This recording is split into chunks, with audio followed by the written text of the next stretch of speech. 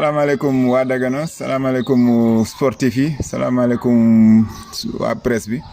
donc dañoo ñëwoon tey fii ci show bi doon def point de presse donc point de presse pour matérialiser saison bi Dagana handball club def ci handball bi ci saison sportive 2021-2022 bi donc ma àndoon ci ak Moustapha Fall bu commission sportive ak le président du club Maxaba. Donc comme niñ ko waxee Dagana handball club équipe ak deux catégories la donc une section masculine ak une section féminine mais aussi en même temps am na petite catégorie donc mu nekk équipe boo xam ne mu ngi woon ci suuf handball donc ci bas division yi muy division régionale yàggoon fa trop donc ba li yàlla di def daaw donc saison bi passée équipe bi dem en première division pour une première fois chez les garçons donc les filles ont raté la qualification donc garçons yi jàll donc ce qui fait que on a participé à la saison de première division de la saison 2022 chez les garçons donc mu nekkoon une première dans la zone donc du Waalo qu'une équipe joue en première division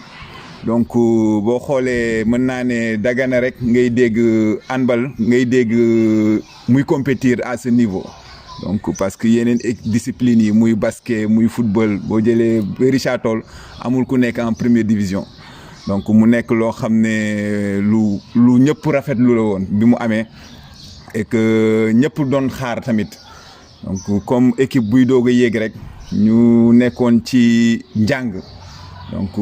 ma ñëw jàll ci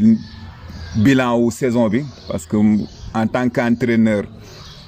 je pense que comme équipe buy doog a yéeg toujours sa objectif du sore donc ñu amoon objectif boo xam ne mën naa ne neexuloon atteindre parce que boo xoolee poule bi ñu bokk ñu nag ASFA champion en titre demoon Coupe d'Afrique ñoo bokkoon poule ñu nag champion du Sénégal du Olympique de Diourbel am ne daaw moo jël finale Coupe du Sénégal ñoo bokkoon poule ñu nag UGB nga xam ne Dagana mosu kaa gagné ñoo bokkoon poule ñu nag Jeanne d'Arc aussi de Dakar ñu ñoo bokkoon poule donc ñun ñoo constitué woon poule boobu ak Saltigué l'équipe du Saltigué nga xam ne ñëpp xam nañ ko ci handball donc ñun ñoo bokkoon poule constitué une poule de 6 donc poule de 6 boo xam ne 2 ñoo waroon wàcc 2 premiers yi dem en play-off donc mu nekkoon mission bu métti bu délicate mais alhamdulilah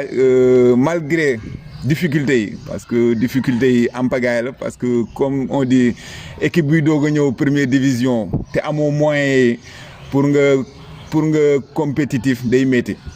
mais alhamdulilah et heureusement que monsieur le ministre teel ci jàpp parce que bu ci jàppaloon mën naa ne saison bi duñ jouer 2 journées parce que boo calculer war a dem Dakar jouer ñëwaat war a demaat Dakar jouer ñëwaat rek budget boobu boo amul départ fond bu consistant doo ko mën def donc ñu commencé woon première journée championnat bi mu nekkoon suñu premier match à Saltigué Rufisque donc ñu jouer match bu métti pour une première en première division boys ils étaient tellement contents et prêts au combat que ñu def match nul donc match nul boo xam ne presque ñu victoire la pour ñun parce que pour une première nga dem fekki Saltigué à Rufisque nul ak moom déjà victoire la woon pour ñun et li yàlla di def on a aussi joué sur les papiers donc ñu defoon réclamation technique ba ñu mujjee woon ñu jox ndam ci match boobu donc ñu lancé woon suñu saison ak une victoire donc ñu jóge foofu recevoir suñu premier match mu nekkoon aussi lu ñëpp doon xaar Dagana yëpp ñëw ñu doon recevoir le champion en titre l'ASFA donc gagner ASFA je pense que loolu moo lancé suñu saison sportive donc parce que un promu comme Dagana dóor ASFA et ça a fait le tour des médias donc ñëpp di ko waxtaanee ñëpp di capturer li presse bi bindoon di ko yónnee monsieur le ministre di ko yónnee autorités yi donc mu nekkoon seen sag mais malheureusement seen sag souvent aussi bu seen wàll participation jotee duñ ko def donc mën naa ne ñi mën nañ la ne waaw góor mais li tax ñu nga am waaw góor boobu souvent duñ ci participer donc loolu aussi mu nekkoon victoire bu neex ñëpp ñu jógee ci match boobu enchaîné dem à Diourbel mu nekkoon suñu première défaite de la saison donc défaite boo xam ne peut-être mën naa ne condition de voyage yi joué na ci parce que egg rek joué lañ def ci condition de voyage yoo xam ne ay panne fii et cetera donc yu difficile ñu dem malgré ça ñu doon ñu un écart de 4 points donc écart de 4 points boo xam ne après di ngeen gis ne joué na ci classement final bi donc ñu jógee ci match boobu enchaîné recevoir la Jeanne d'Arc muy match bi ma gën a métti man ci championnat bi parce qu'on a perdu 1 point boo xam ne handball boo nullee 2 points nga am alors que bu ñu gagné woon 3 points la ñuy am donc on a mené le match jusqu'à 10 secondes 15 secondes de la fin donc par inattention booy distraire Jeanne d'Arc égalisé loolu moo indi match nul bi contre la Jeanne d'Arc donc match nul qui a donné à la GIA 2 points et qui nous a fait perdre 1 point donc 1 point qui tamit di ngeen gis ne au classement final joué na ci donc bi ñu jógee à la GIA ñu recevoir suñu dernier match Diourbel donc UGB ñëw fii gagné ñu aussi tamit mu nekk défaite bu métti ñëpp parce que UGB ñëpp a ko dóoroon ba bi ñuy joué ak moom donc il était dernier de la poule ñu jàppoon ne match bu facile lay nekk ñoo koy gagné parce que ñëpp dóor nañ ko et que ñun ci ñi ko dóor ñun am na ñu dóor donc ñu jàppoon ne dañuy ñëw gagné ko facilement malheureusement par excès de confiance UGB ñëw gagné ñu à domicile donc mu nekk lu métti joueurs yi parce que dañoo ne woon UGB dóor yi ren lay jeex donc mu métti woon joueurs yi métti supporters yi parce que supporters yi tam ñu ngi doon xaar ñu gagné UGB parce que dégg nañ ne ñëpp a dóor UGB donc mu nekkoon défaite bu métti boo xam ne kenn xaaru ko woon ñu jóge foofu nag phase aller bi jeex donc ci phase aller bi ñu terminé woon à la 3e place donc ñu démarré phase retour yi donc phase retour yi ñu recevoir comme ni ñu demee woon Saltigué ñu toppaat ko noonu ñu recevoir Saltigué gagné ko donc on a démarré par une victoire ñu enchaîné dem Asfa fayu door ñu 4 points moom tamit après ñu recevoiraat encore Olympique de Diourbel donc gagné ko ñu dem jóge fii dem UGB gagné ko donc déjà le maintien était assuré donc le maintien a été assuré mu desoon ñu dernier match donc match bi ñu waroon yóbbu en play-off donc contre la Jeanne d'Arc ku gagné rek yow yaay dem demi-finale donc malheureusement on a perdu match boobu et que c'était le match à ne pas perdre et jour boobu aussi on a fait une réclamation technique boo xam ne ñun ñoo fautif parce que ñun ñoo ko fàtte confirmer parce que bu ñu ko confirmer woon la réclamation était avérée parce que ci règlement yi la beneen bi aussi mu nekk ay erreur d'arbitrage yu bari yoo xam ne dafa défavorable suñu côté mais comme boo waxee dañuy ne parce que da ngaa perdre moo tax mais ñi seetaan xam nañ exactement li fa amoon et que la preuve on a eu 3 jours yoo xam ne hôpital lañ mujjee te carton rouge génnul foofu xam nga kon ci handball loolu du yoon mais comme défaite ñëw na rek ñi duñu gis li indi défaite bi mais dañuy ne parce que mauvais perdant nga mais du loolu parce que vraiment jour boobu joué nañ loo xam ne mérité woon nañ pour jàll et que bu ñu jàlloon je pense que lii des ci saison bi booy kenn du leen doon téye donc ñu jógee foofu loolu moo nekkoon bilan saison régulière bi on a terminé ci classement bi 4e mais 4e boo xam ne 3e ex aequo la ñun ak Diourbel parce que ñu ñoo tolloo point mais malheureusement li ma leen wax sànq 4 points lañ ñu dóoroon aller au retour ñu dóor leen 2 points donc comme goal average particulier la moo tax ñu jiital Diourbel mais en réalité ñun ñoo tolloo nombre de points donc mais loolu moo ñu yóbbu ci 4e place su championnat bi donc 4e place bi moo nekkoon place de maintien yi donc de 4 premiers 2 yi ñoo wàcc muy UGB ak Saltigué donc mën naa ne zone nord bi yëpp actuellement il y a que Dagana qui va rester en première division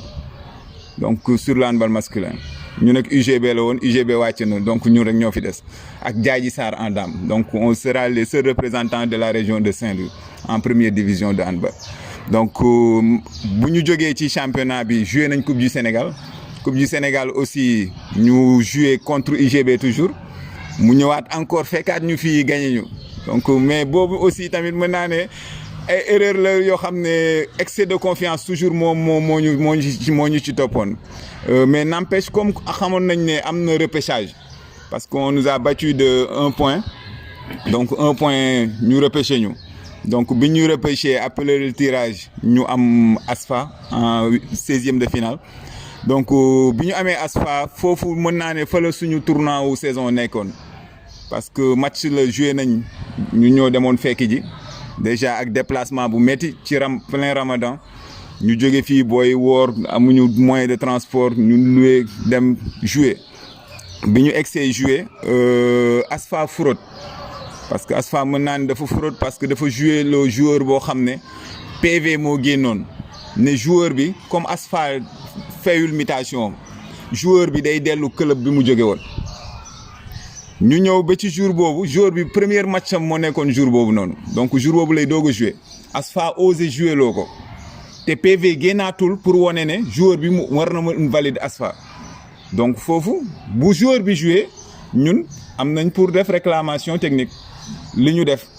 mais malheureusement suñu réclamation technique parce que dafa amoon ay menaces de la part de l'armée parce que armée nee nañ li nekk ci PV bi ñoom waxuñu ko donc ce qui fait que ñu toogloo woon Dagana moo gën a yomb que ASFA perdre et parce que la preuve joueur bi boobu ba léegi joué waatul ASFA donc joué waatul ASFA te nanguwuñ ne joueur bi war na dellu clubam et que club bi mu jógee aussi mu ngi doon laaj joueuram parce que nee na comme PV génnoon na ni daa war a delluwaat clubam muy le saltige donc saltige da kaa war a mën utiliser malheureusement joueur bi joué waatul ASFA boobu ba tey ma wax ak yow donc match boobu rek la joué et que joueur bi am na incidence ci suñu perte parce que jour boobu mën naa ne moom moo ñu sonal donc ñu def réclamation ñu rejeté ko ñu def appel ñu rejeté ko ñu def recours ñu rejeté ko mais toujours rejet bi mënuñ la wax lan moo tax rejet bi parce que dañ lay ne ay nekkoo ci date bi wala jaarale woo ko par poste alors que seen texte nee nañ soit nga jaarale ko par lettre recommandée wala nga déposer ko au siège de la fédération donc loolu lañ def ñu indi prétexte ne fayuñu alors que mënoo def recours te ñeme woo fay donc aussi fay nañ et souvent bu ñuy cité ci seen appel dañuy rappeler que ne ñu ngi confirmer li nekkoon ci PV numéro 2 à savoir que joueur boobu dafa war a dellu clubam donc joueur bu war a dellu clubam kay warul jouer foofu mais comme équipe bu ndaw lañ ñu jàppee et que ay novice lañ peut-être loolu moo joué influer ci ñu perteloo Dagana moo gën a néew incidence que ñu ñàkkloo ASFA donc je pense que loolu moo nekkoon suñu principal souci ci saison bi donc te loo xam ne woon Sénégal ñëpp koo laajoon mu ne la ASFA day perte match bi parce que loolu moo nekkoon yoon et que booy doon entraîner pour préparer quart de finale yi parce que demi-finale yi quart de finale yi parce que ñun ñoo waroon recevoir le Duc fii donc malheureusement ñu perte loolu ñu encore mais booy ils l'ont pris avec philosophie xam ne déjà seen objectif atteindre nañ ko donc lii boo ñëwoon tamit plus lay nekk rek donc mu nekk loo xam ne ñëpp ci kontaanoon bureau beeg joueurs yeeg parce que métti woon na mais comme on le dit équipe la boo xam ne chance bi mooy yàgg nañ jouer ensemble donc ce qui fait que souvent loolu moo ñu dimbale sax parce que mën naa ne équipe bi moitié bi rek ñoo fi nekkoon pour entraîner parce que majorité bi ay étudiants lañ donc souvent ils sont à Dakar ñi à Saint-Louis donc boo amee match à 3 jours wala 2 jours nga leen di paasal ñu ñëw rejoindre ñu entraîner une journée wala 2 jours pour compétir donc mu nekk condition yoo xam ne c'est extrêmement difficile ñeneen ñi aussi mën naa ne ñoom ñoo jeexal sax suñu budget bi parce qu'on avait 2 joueurs importants surtout le gardien yoo xam ne Mauritanie la ñuy jógee donc à chaque fois da ngay paas jox leen ñu dem nga passage pour ñu ñëw ñoom tamit comme étudiants yi la ils viennent souvent à 3 ou 4 jours du match entraîner bu ñu jouer bu ñu paree rek dañuy delluwaat parce que souvent dañ lay ne comme duñ ñu fay fii et que dañoo yor liggéey fañ nekk donc mënuñ bàyyi suñu liggéey foofu pour toog fii mu loo xam ne aussi xel nangu na ko donc moo tax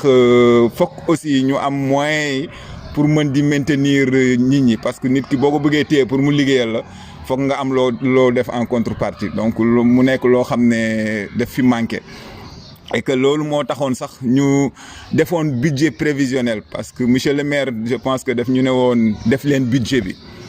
ñu def budget bi tourné woon autour de 9 millions presque donc mais ci 9 millions yi on a reçu que 4 millions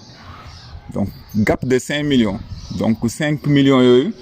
presque mën naa ne moom moo nekk phase bi gën a important parce que moo waroon couvrir besoin joueurs yi moo waroon couvrir fin saison bi et que loolu amul moo tax on a souffert ci fin saison bi pour s'en sortir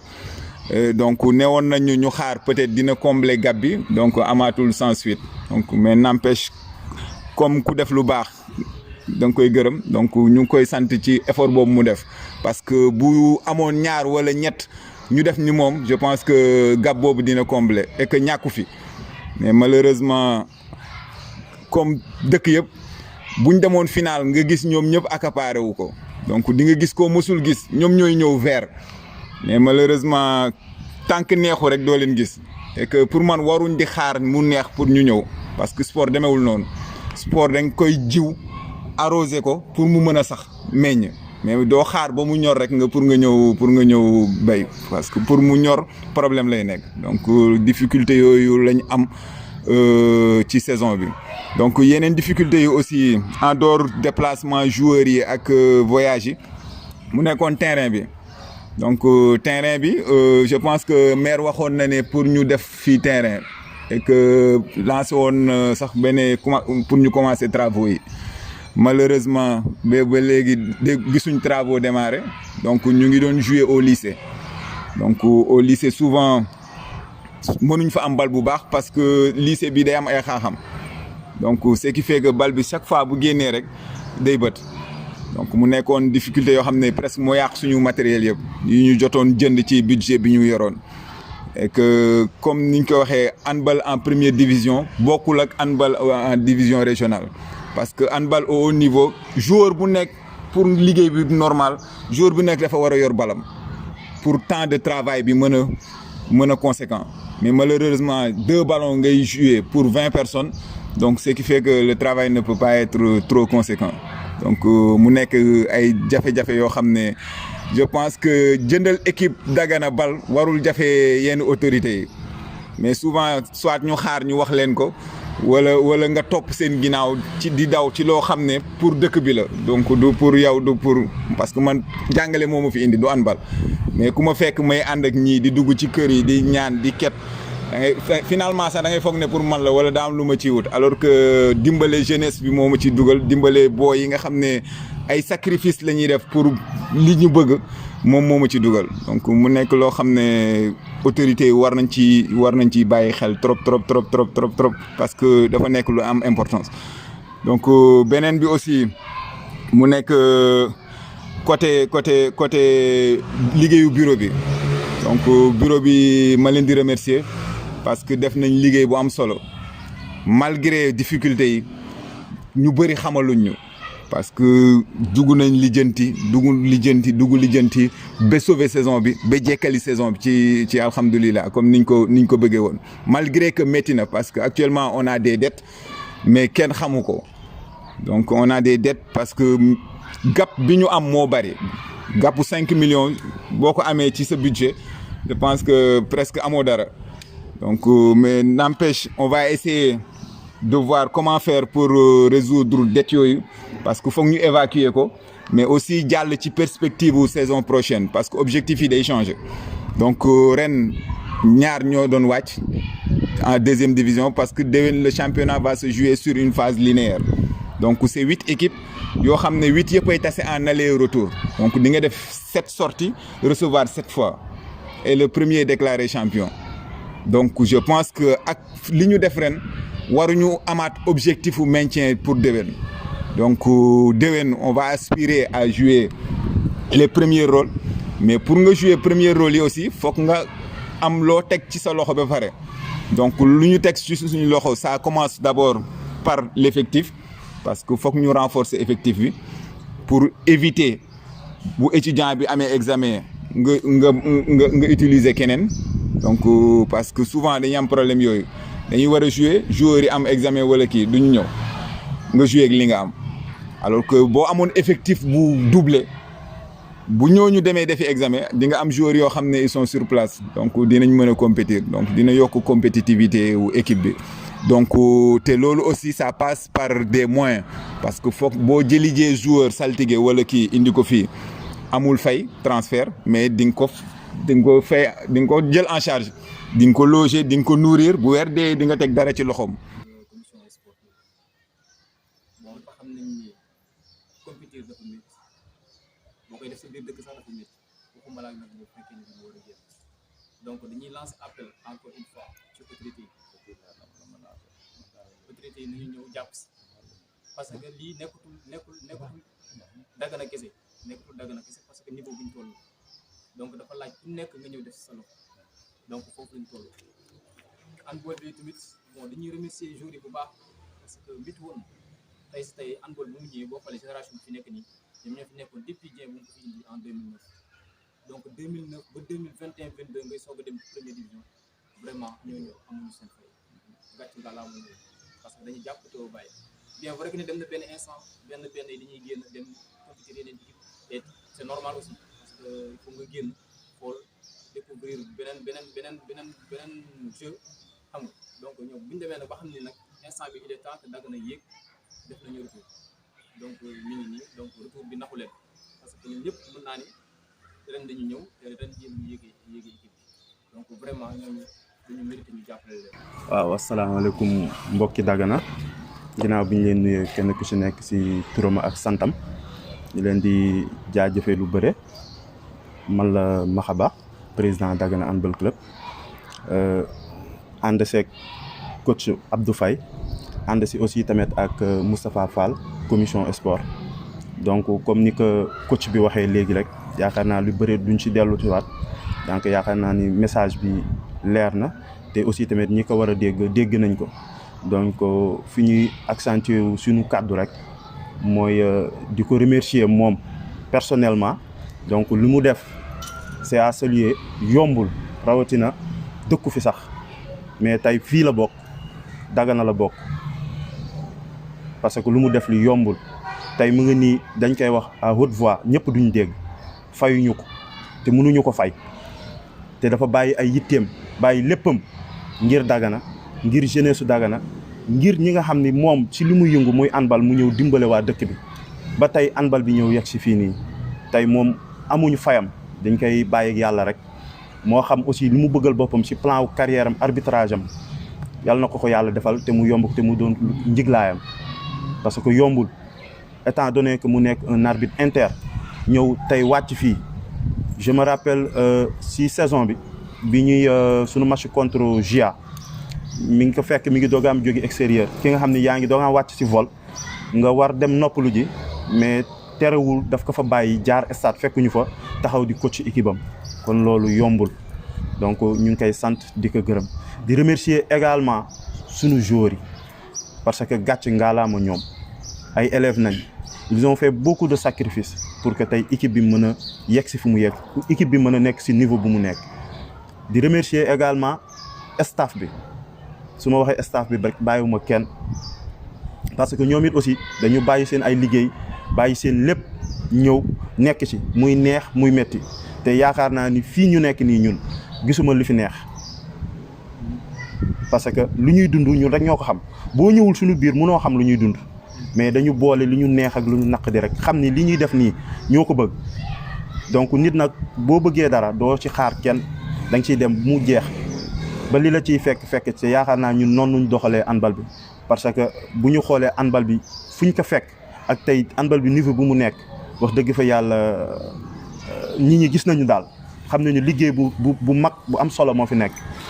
donc ñu ngi sant ñëpp di remercier ñëpp di remercier également Dën Sarr mi nga xam ni à chaque fois quand le besoin se fait sentir ñu am soxla monsieur le ministre tey moom mooy sunu bras droit si monsieur le ministre Omar Sarr mu yombalal ñu ko woon lool parce que xam naa ni ñun rek bu desoon suñu biir ñu dem di wuti ministre du yomb mais tey bu déggee ni handball parce que moom handball la bokk bu déggee ni handball xewle nañ fu mu mënti nekk dana ñëw comme yeneen Daganois yi ni ñu koy defee bu ñu soxlee ministre aussi moom moo ciy jiitu tey bu ñu demee ba ministre décaissé 4 millions jox ko handball mën na ni yàlla ak moom la moo tax ci loxoom la jaar te moom la ko ministre jox mu ñëw jox ñu ko main à main donc ñoo ngi ko si remercier moom it également bu baax a baax di ko wax ni tey niñ ko gën a soxla ndax fi ñu jëm soxla nañ ñëpp bàyyiwuñu kenn di wax ni également aussi que ni def nañu championnat terminé nañ ko en beauté mu nekkoon li nga xam ni championnat bu métti la woon comme ni ko coach bi waxee donc yombul woon ngay dajeek ay di ñëw di rivaliser ak ay équipes yu mag yi nga xam ni ñoo la jiitu ci championnat bi lool yàgg fa ëpp la fa expérience mais ñun aussi tamit am nañu ay xale yi nga xam ni yàgg nañu jouer ensemble am ci benn yi nga xam ni ñoo ngi nekkoon D1 ñëw rejoindre dellu ci waat seen dëkk ñëw pour renforcer waat équipe bi tey loolu aussi moo ñu permettre tey ñu ci championnat bi jafe-jafe yi peut-être mu xaw a wàññeeku tuuti sax mais bu dul woon loolu peut-être xëy na dina gën a métti ci ñun bu baax a baax a baax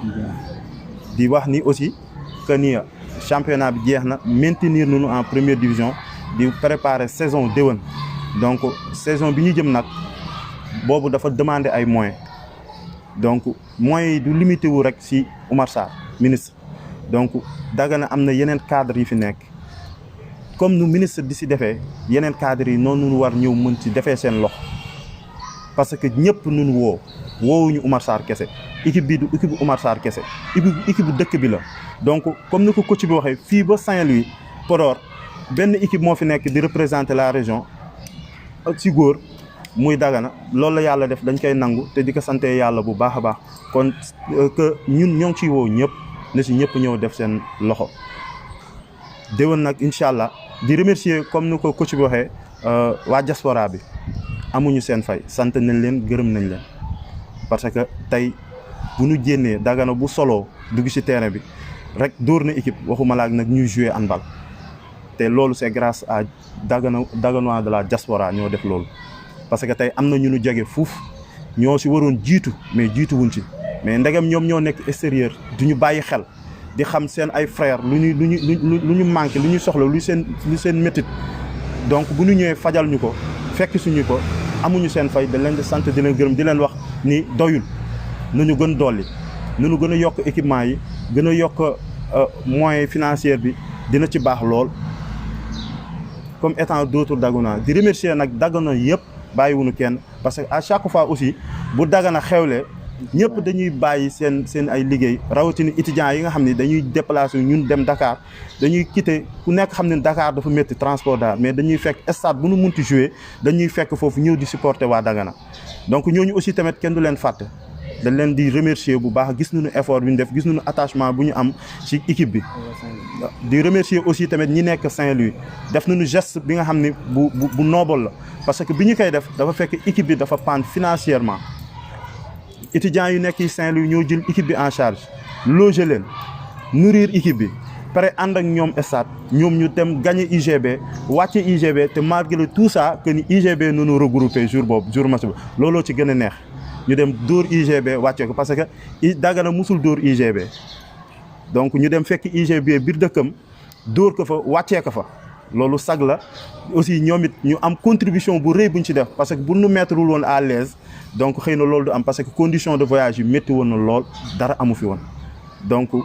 foofu laay ni terminer sunu kaddu di remercier également monsieur Dieng mi nga xam ne tey moom moo sos handball bi tey bu ñu demee bay dégg Dagana c'est grâce à lui parce que Dagana xamuñu woon handball tey moom moo ko fi initié te dëkku fi sax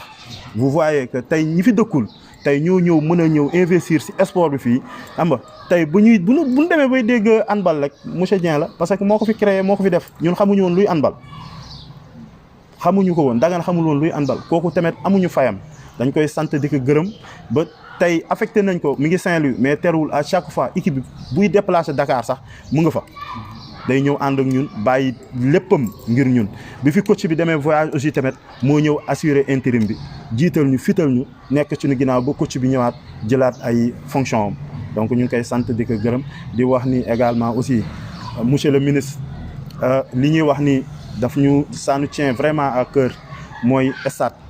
il faut que ñu am terrain mënuñu am une équipe de première division buy compétir à ce niveau ñuy am ay problème mu stade donc show bii nii ku xool show bi nii xam ni manqué na entretien manqué na lu bëre donc nañ ko jël jox ko sport bi handball bi kese nekku fi bu ñu jëlee boole leen ko boole ko basket boole ko handball donc yaakaar naa ni fii nii dina am changement te tey dara gënul neex ngay am match recevoir si biir dëkk bi match bi gën a jege population bi mu accessible ñëpp mën a ñëw seetaan si yeneen dëkk yi loolu rek ñu ëppale donc demande bi dafa fort monsieur le ministre ñu ngi lay ñaan balaa suñu saison déwén na fekk terrain bi muy maison de la verdure yaakaar naa duñu changé kii bi maison de la verdure bu ko defee ñu mën a fii compétir fii def fi suñu compétition mu jege population bi jege askan bi bu ko defee ñu ñuy mën di ñëw seetaan si bu ko defee du ñu am problème mu ballon du ñu am problème mu ay équipement yi nga xam ni tey dañ ko rafle dañ ko tumranke parce que yooyu yëpp amuñu ko donc ñu ngi sant ñëpp di gërëm ñëpp di wax ni ba déwén rek incha allah di wax ni aussi tamit di lancer benn message que ni très bientôt daañu tijji benn cagnotte lancer que ci réseaux sociaux yi chaque Dagonois 100 francs pour que kenn ku ci nekk sentir sa bopp ci équipe bi dina am benn comité aussi tamit de suivi bi nga xam ni dina nekk sur le terrain dugg maison bu nekk ne serait-ce que nga joxe benn 500 francs su contribution su équipe bi yaakaar naa loolu bu ñu ko defee balaa saison bi di tijji boolekaat li nga xam ni bonne volonté yi ak ministre ak Dagonois de la diaspora ñëw dëkk ci seen loxo yaakaar naa daan def saison bu mucc ayib te saison daaw bi objectif bi moo doon maintien nañu mais déwén bu ñuy ñëw objectif bi day gën a yaatu dañuy dem jouer ji final incha allahu rabbi na si ñëpp a jàpp ñu ngi ciy woo ñëpp bàyyiwuñu kenn.